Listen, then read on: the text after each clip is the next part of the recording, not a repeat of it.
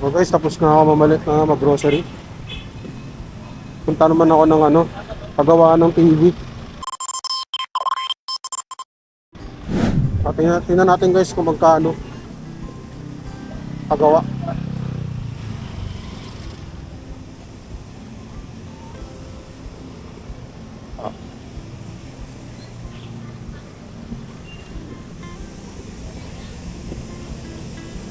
Guys, no, so ingay.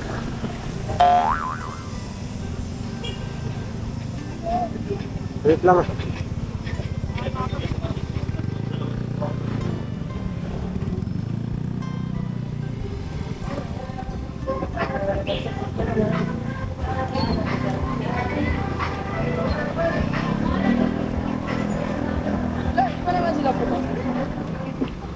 Ayun guys, tuloy tayo.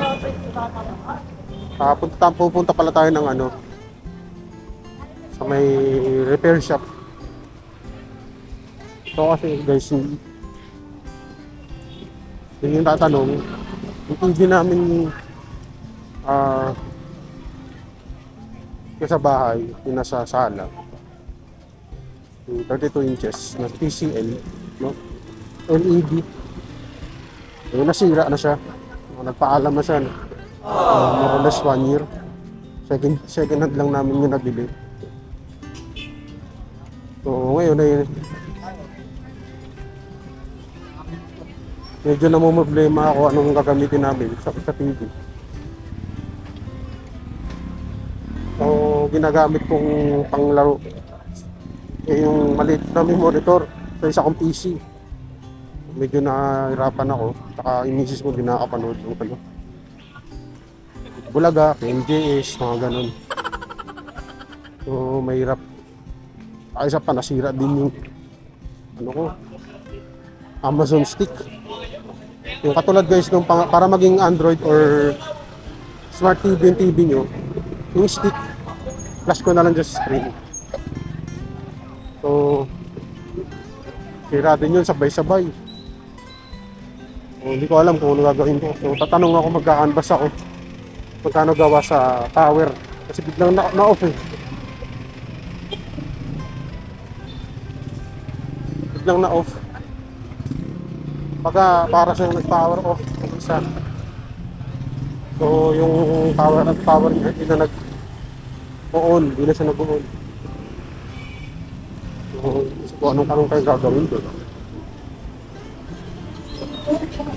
Sana magawa pa yun, or sana kung magawa man, mura lang.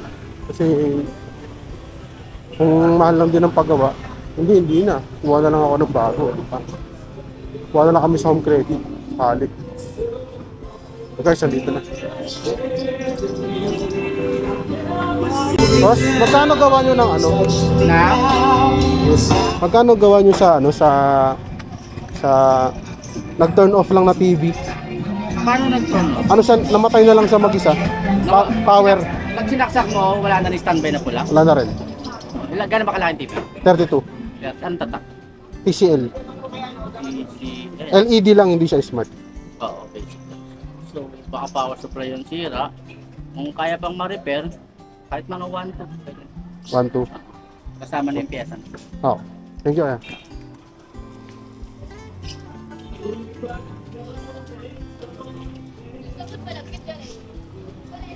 So guys, yun nga, narinig nyo na. Unfortunately, 1, 2. Kasama yung pyesa. Ito.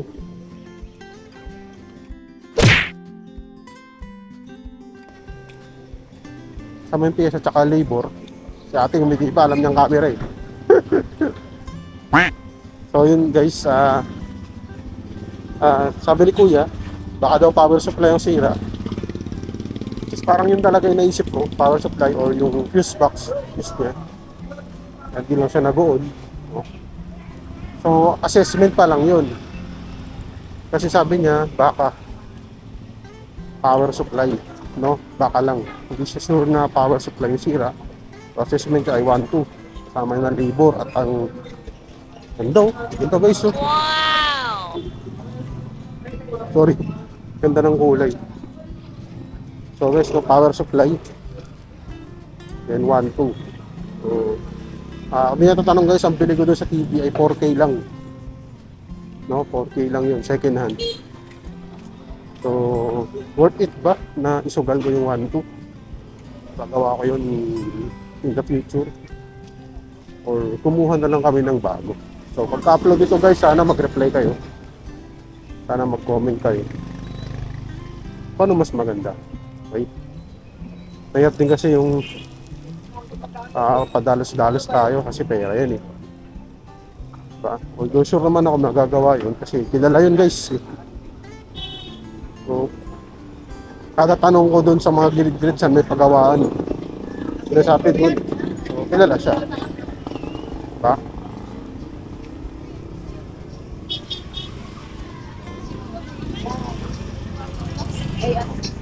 So yun guys, ultimately medyo mahal. Actually may pera akong extra dito. Around 500 plus din. Pero wala akong 1K. So negats tayo dun. Hindi mga pagawa ngayon. Na tis-tis muna.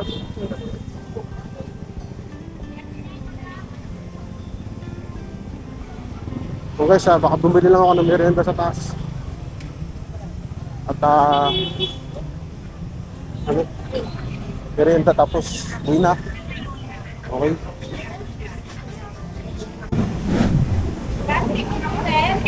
Okay, sakit tayo sa palengke.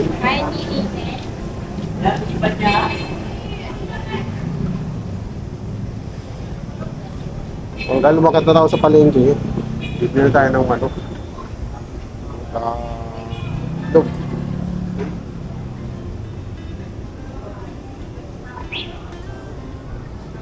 At isang ano lang muna ng manok.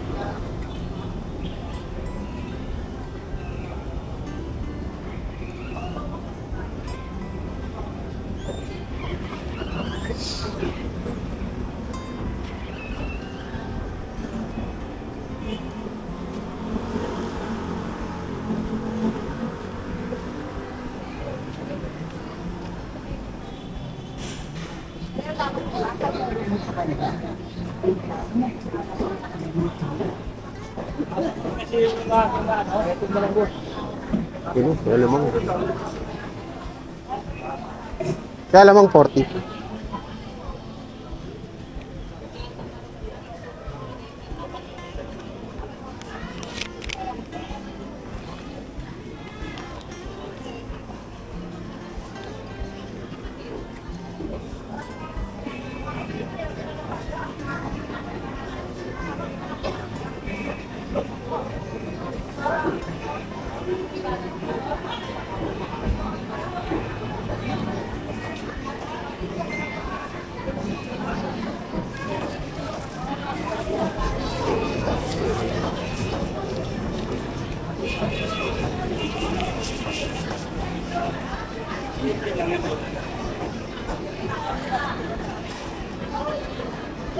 Thank you po.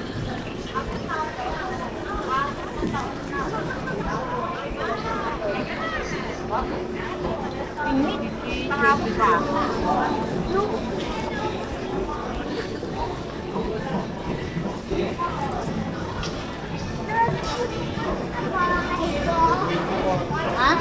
220 po.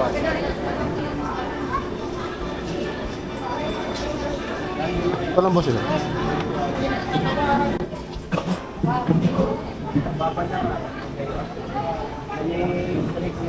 Ay, tatlo na siguro.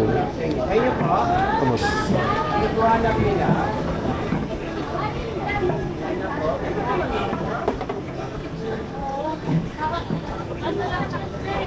$180 oh, boss.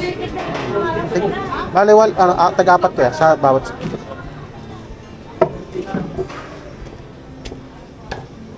Apat-apat. Opo.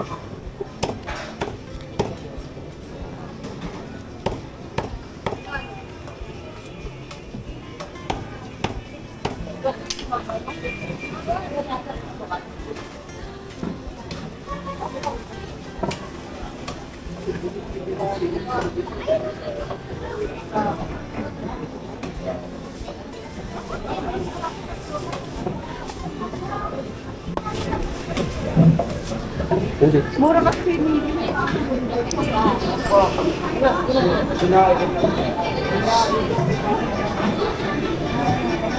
Meron pinaalala yung dami.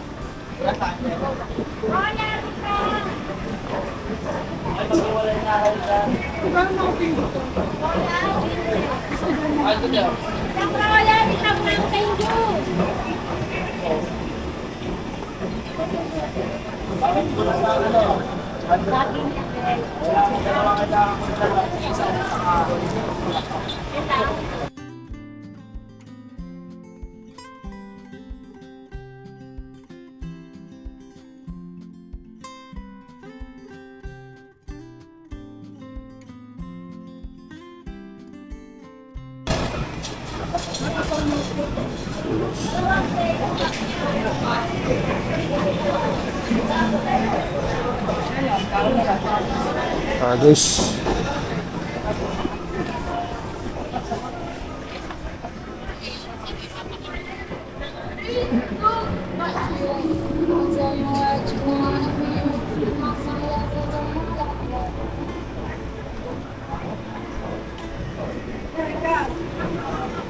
Lome, lagi ko nisikain si Jason. Naku, hindi ko na talaga tutuloy sa akin.